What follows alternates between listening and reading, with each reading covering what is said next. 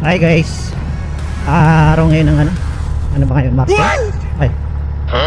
Walang kung anong araw nga pala ngayon. So update lang guys, dito sa Dinagat Island ay medyo mahigpit na, nagkakaroon na ng mga HPG. Na mayroon na silang LTO. Hindi totoo yan. Dati kasi wala pang LTO, walang HPG, so walang huli. Kahit na wala kang helmet, okay lang.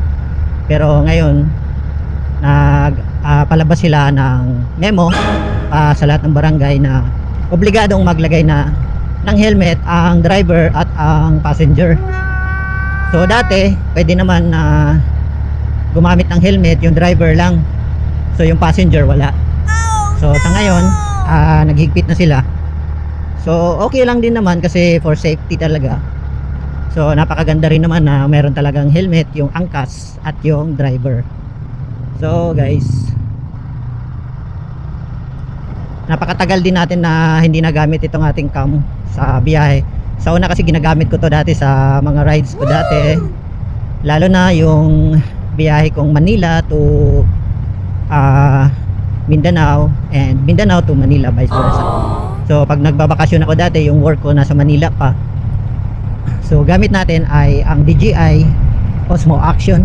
So medyo luma na rin tong ating DJI Osmo Action, no? Kasi model ano pa to, 3 Osmo Action 3. Ngayon mayroon ng 4 at marami ng mga nabago, no, na mga features.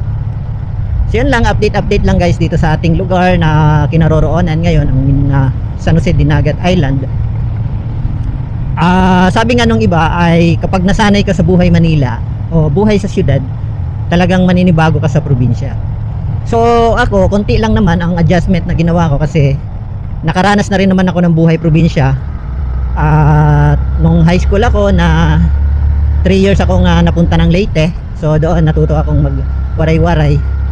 So 3 years, no, ay lumaki tayo sa Manila. At hindi natin in-expect yung mga ganong mga pangyayari sa buhay, no? May mga nangyayaring hindi natin inaasahan. So nalipat kami ng probinsya.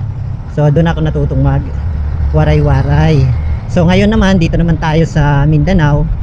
Unti-unti sana matuto tayo ng salita talaga ng dito sa Dinagat Island, no. Sa ngayon medyo marunong naman tayo kaunti. So marunong tayo at nakakaintindi tayo, no, ng Sinibuano na salita. So yun naman yung salita nila rito, no.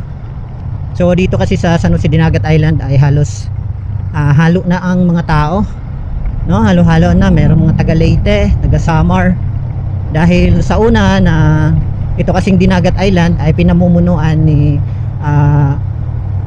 Divine Master Ruben Ecleo Sr., no. Siya ang founder ng PBMA at itong ang Dinagat Island ay ang kanilang lugar, no. So yung mga pag nagmi-mission noon, no, naririnig ko lang naman to, hindi naman talaga kung ganong alam talaga yung buhay ni Master Divine, no.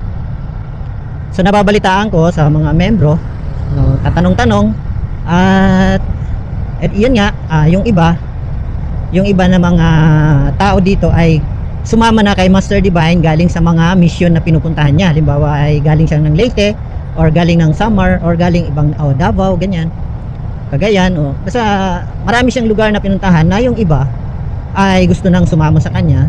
At yun na nga, kaya dito ay halo-halo talagang tao dito sa Dinagat Island. Yan.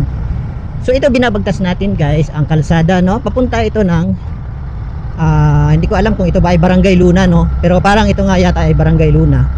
So ang biyahe kasi natin guys, siguro mga 20 minutes mula dun sa tinitirhan namin ay bumibiyahe ako ng 20 minutes papunta doon sa trabaho sa ginagawan ko ng electrical, no. Yun.